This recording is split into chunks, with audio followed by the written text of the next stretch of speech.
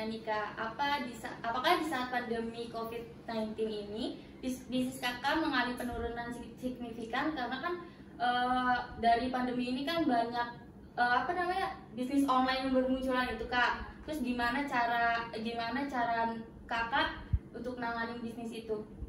Nah, pas pandemi itu 2020-an awal, kayak stok itu habis mulai bulan April deh. Udah mulai turun banget tuh. Itu padahal mau lebaran tuh, penjualan tuh turun. Nih gimana nih gitu. Akhirnya di situ justru mertua gue yang deketan. Oke, sini mama jualin aja deh gitu. Saking online tuh udah susah banget gitu. Waktu itu tuh orang mungkin daripada beli baju lebaran, mending gue simpen dulu deh duit gue gitu kan. Akhirnya ya udah dijualin tuh sama mertua, kesini. Tapi ternyata dengan harga segitu orang tuh masih mau beli gitu. Padahal kalau ibu-ibu kan biasanya milih ya udahlah yang murah lah, ngapain gitu mahal gitu. Bagus, bisa Ya terus tiba-tiba dikasih duit, nih duitnya. Emang nggak ada yang nawar rendah gitu. Karena mungkin konsumen udah tahu kalau kualitas itu benar-benar bagus, apalagi kan dipegang fisiknya gitu. Kan dia udah pegang fisik. Ya? Iya gitu. Di situ alhamdulillahnya jadi ada modal lagi tuh gitu.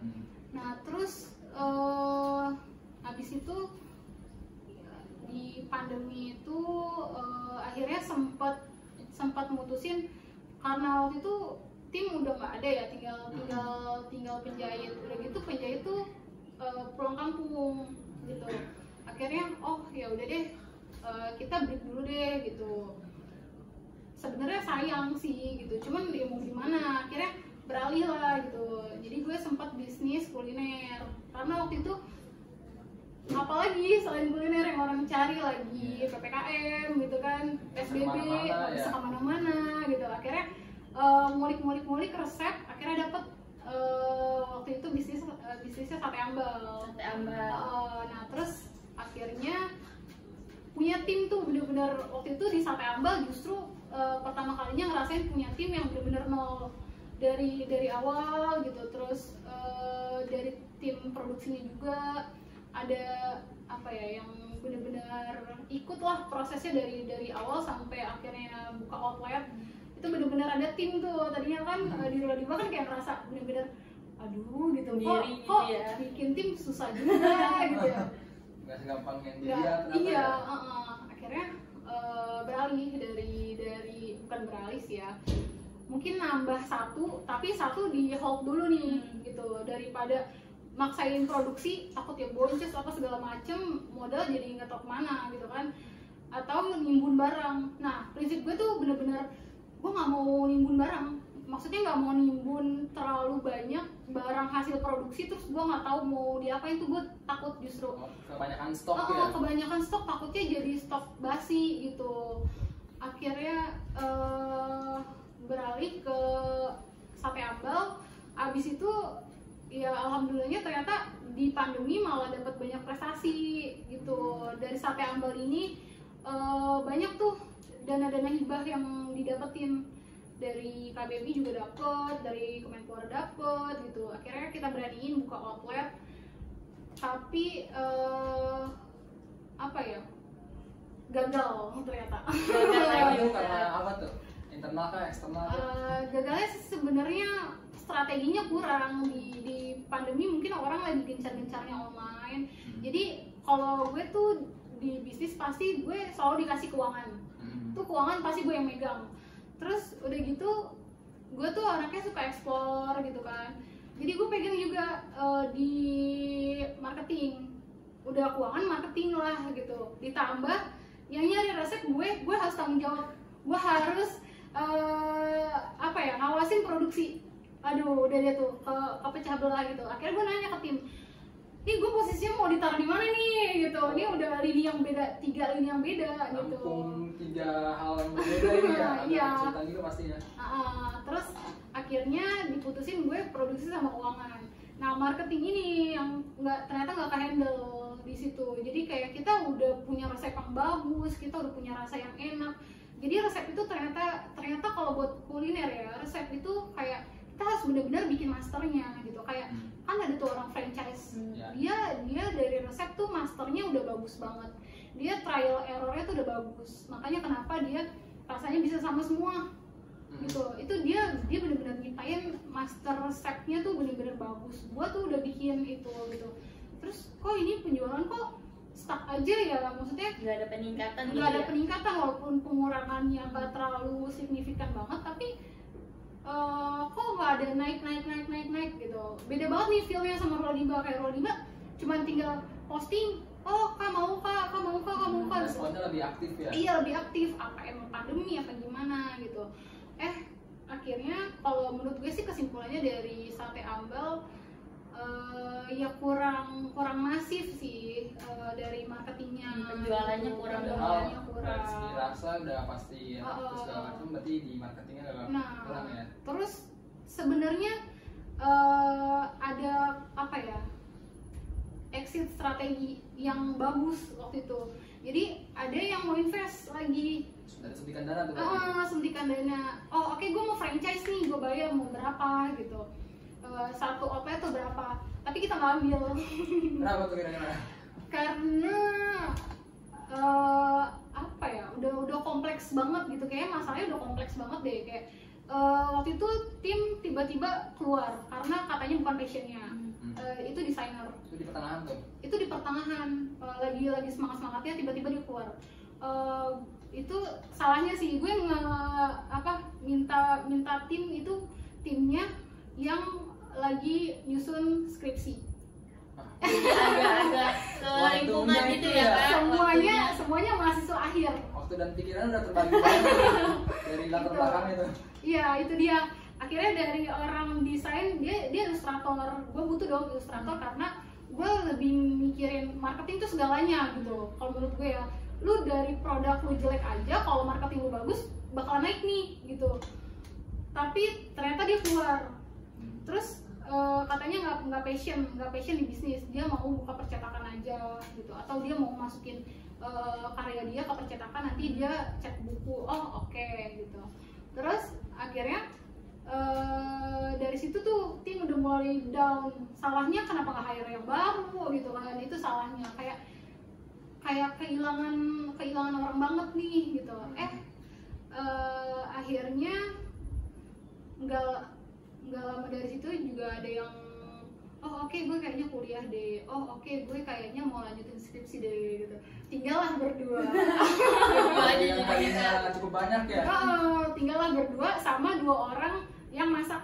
Jadi yang masak tuh ada 2. Akhirnya kayak mutusin kayaknya kita bener-bener saat itu kan modal emang kurang ya. Terus ada investor, tapi di saat itu kita tuh belum ngurusin merek apa segala macem, dan kalau dihitung-hitung itu modal kayaknya nggak cukup deh gitu. Pokoknya dipertimbangin akhirnya kita hold dulu deh gitu, barang-barang ya udah kita simpen dulu, nanti kita rebranding nih yang baru gitu. Akhirnya ya udah kita mutusin buat kerja gitu, tapi kerja sambil lanjutin justru si Rodiba ini. Dengan gue tiba-tiba ngide, oke kita jualan strap masker gimana? Lagi pandemi kan, strap masker tuh lagi booming-boomingnya, oke kita produksi gitu. Kita akhirnya dari tim yang sibuk-sibuk banget, kita cari tim yang bener-bener longgar-longgar banget. Anak sekolahan. Anak sekolahan jadinya timnya ya? Iya, anak sekolahan, anak-anak SMK yang lagi pada bengong-bengong di rumah gitu kan. Akhirnya mau nggak nih, gue punya ini nih, bikin strap masker, lu mau nggak gitu. Akhirnya dia mau. Udah tuh terus minatnya juga banyak gitu. Akhirnya lanjut terus sambil kerja, sambil gue juga sebenarnya jadi markom, walaupun manajemen jurusannya tapi lumayan nyambung ternyata gitu. Jadi markom di salah satu brandnya juga fashion muslim, jadi gue belajar gitu. Terus pas lagi sulit-sulitnya mau transisi dari Sate Ambal ke kerja, gue tuh doa gini, ya Allah semoga gue dapet bos orang Cina yang pinter banget bisnisnya gitu, terkabul. Jadi di situ gue belajar. Iya, dari situ gue belajar banyak banget. Ternyata mungkin kegagalan yang kemarin emang salah satunya ada salah gue gitu. Itu bener-bener di situ dapat banget pelajaran gitu. Jadi teman-teman kalau yang emang pernah gagal, jangan pernah nyerah sih gitu. Gue malah semakin kesini nih, semakin gue sering gagal kayak oh oke, ternyata harus kayak gini, oke ternyata kayak gini, malah makin semangat gitu. Malah kayak pengen terus belajar. Kayak tadinya gue tuh anti banget pegang kamera, kayak gue cuma bisa nyuruh oke ini angle-nya jelek nih, ini nggak pas nih, ini make upnya ketebelan, lu gimana sih ngambilnya, giginya kelihatan gede banget gitu. Gue tuh cuma bisa kayak gitu. Akhirnya di tempat kerja gue belajar bener-bener megang kamera, angle-nya gimana, cara shootnya gimana, yang nge-tremor gimana gitu. Dari hal sekecil itu, dari kegagalan yang gue pernah lakuin, ternyata gue belajar banyak banget gitu.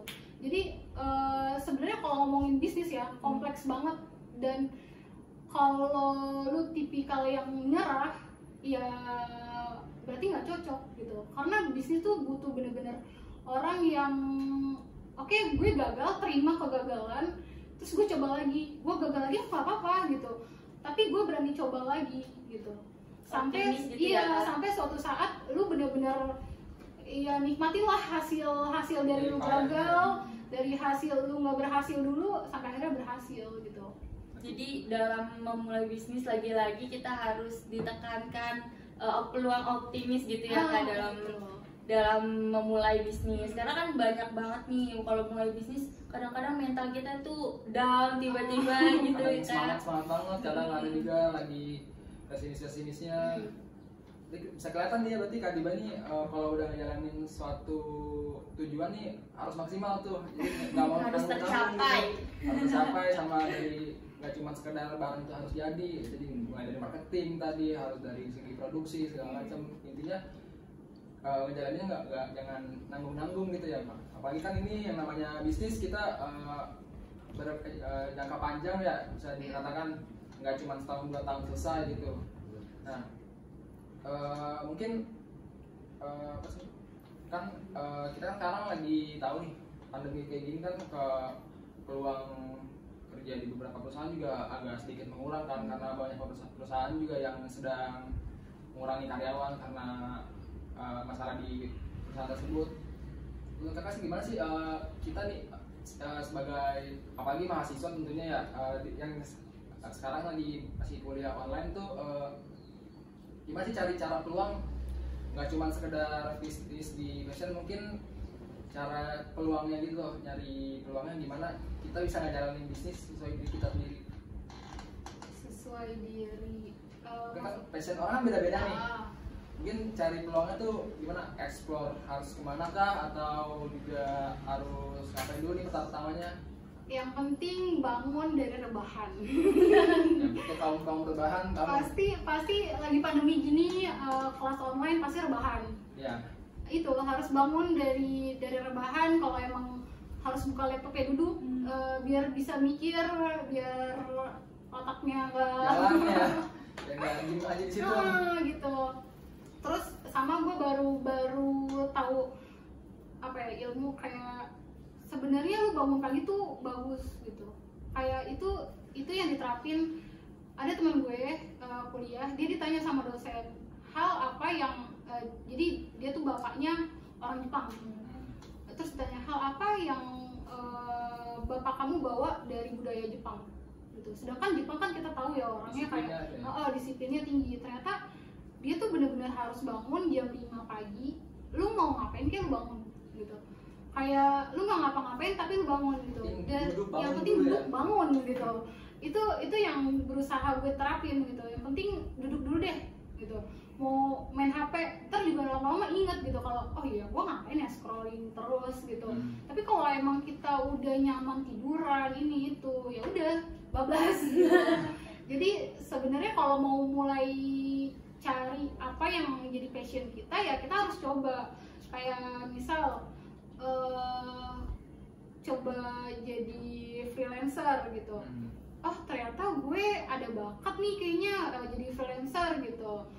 Misal gue punya tulisan ternyata bagus loh, yang baca juga lumayan nih gitu. Atau jadi freelancer fotografer, oh ternyata gue ada bakat loh buat nemuin angle orang gitu, dapat angle yang pas. Terus ternyata perusahaan tuh ngelirik gue loh dari hasil foto gue atau dari hasil edit gue. Atau misal kita yang manajemen, oh ternyata konsep kita tuh kepake banget gitu. Atau yang akuntansi gitu, kayak oh ternyata gue bisa loh bikin perencanaan keuangan buat orang gitu. Kayak misal nih ada orang gajinya 3.500.000, itu buat kemana-kemana aja, gue bantuin aja sini lo gitu. Itu ternyata bisa dikulik gitu. Dan justru gue kayak kenapa dulu gue nggak explore ke banyak hal ya gitu. Jadi dulu waktu awal gue kuliah ada yang bilang gini ke gue, lu kalau mau bisnis udah lu fokus, lu mau kemana lu on track, nggak boleh melenceng kesana kesini membelah diri gitu banyak kan juga malah nggak jalan ya. Nah tapi justru menurut gue lu jangan spesifikin diri lu dulu karena masih terlalu muda. Jadi misal nih lu manajemen, oke, lu bisa belajar keuangan. Oke, gue punya temen nih satu organisasi akuntansi, gue bisa belajar keuangan nih dari dia. Oke, gue punya temen PR, oke gue bisa belajar nih MC nih gitu.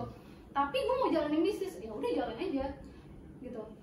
Tapi tetap ada skill yang harus lu tambah di luar dari akademik lo gitu. Kayak oke, gue belajar psikolog deh gitu, belajar psikologi deh. Oke, gue belajar apa lagi nih? Oh, IT. Oh, ternyata nyambung loh kalau misalnya gue orang marketing, terus gue belajar lagi nih IT itu gimana, ternyata nyambung loh gitu. Jadi perluas dulu dunia lo gitu. Jangan justru kayak oke, gue mau ngambil bisnis, gue harus ngambil workshop yang bisnis semua bisnis gitu. Berarti harus mau mengeksplor diri gitu ya. Justru passion ternyata datangnya tuh ketemunya ngekliknya dari kita coba gitu. Oh, mana tahu kalau gue tiba-tiba sukanya fotografer gitu, gue suka jadi fotografer. Mana tahu gue ternyata sukanya ya apalah itu gitu. Ternyata gue manajemen tapi gue sukanya gambar pola. Mana tahu gue manajemen ternyata gue sukanya masak. Ternyata passion gue tuh masak gitu. Nggak diduga ya. Nah, nggak diduga gitu. Jadi kalau buat ekspor tuh bener-bener, kalau menurut gue ya, di umur kita lagi kuliah gini mendingan ekspor deh yang banyak. Dibilang kut loncat beneran. Karena gue sekarang bisa megang omongan orang yang lu harus fokus. Ternyata justru dari situ kok gue ngerasa dunia gue sempit. Harusnya tuh gue udah milih yang pasti nih, udah milih gue mau kemana tuh udah jelas gitu. Nah itu dia yang sayang menurut gue gitu.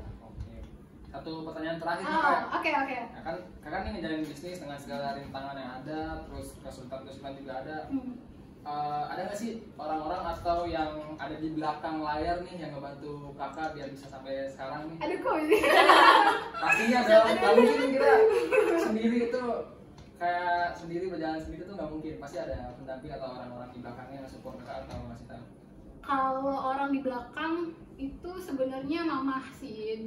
Dulu mamah bener-bener support. Kayak gue bangkrut tuh udah hal yang wajar. Dan orang tua gue gak pernah marah, lagian sih kuliah bukannya kuliah yang benar gitu, gak pernah. Support terus ya. Harus dia tuh bener harus oke, anak gue jualan risol nggak laku, jualan ini nggak laku, yang lain coba lagi gitu. Kayak bener-bener support gitu. Nah akhirnya dari situ gue harus cari pasangan yang kayak gitu yang harus bener support gitu. Akhirnya alhamdulillah ketemu pasangan yang support gitu. Ya itu sih yang support mama sama itu kedua tokoh yang lumayan banyak banget support gue. Karena udah mau ngajar kita break dulu bentar ya. Oke.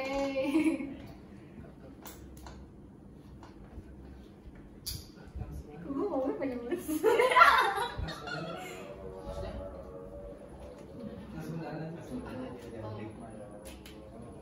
Oke, karena udah di penghujung acara, Betul jadi banget, nggak kerasa banget ya kan? kita udah lihat beberapa tips and tricks atau motivasi dari Kak Diba nih. Banyak Sangat-sangat menginspirasi buat kita Jadi yang buat kalian- mahasiswa yang baru mau mencoba bisnis baru. Jadi buat kalian yang sekiranya belum punya passion atau bingung passionnya apa, cobalah dari hal-hal kecil dulu, coba dari segala macam. Betul. Dari yang mungkin keseharian sehari-hari di rumah atau bisa juga cari di luar, di eksternal atau di kampus, itu bisa kalian coba-coba dulu agar kalian tahu passion kalian itu di mana. Oke, terima kasih banget Kak Diba udah Terima kasih Kak Diba udah mau podcast hadir kali ini. dan membagi ilmunya. Iya. Jadi makasih banyak yang udah nonton video ini. Terima kasih. Assalamualaikum warahmatullahi wabarakatuh. Terima kasih Happy.